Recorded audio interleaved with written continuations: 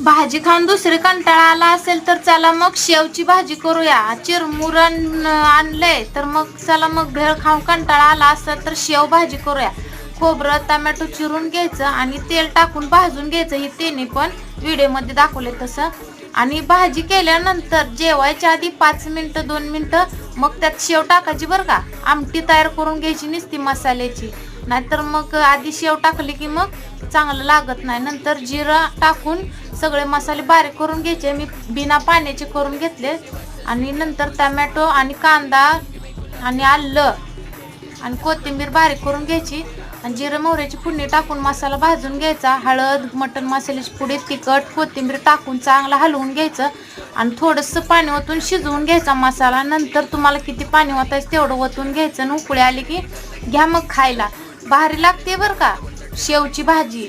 एकदा करून पहा.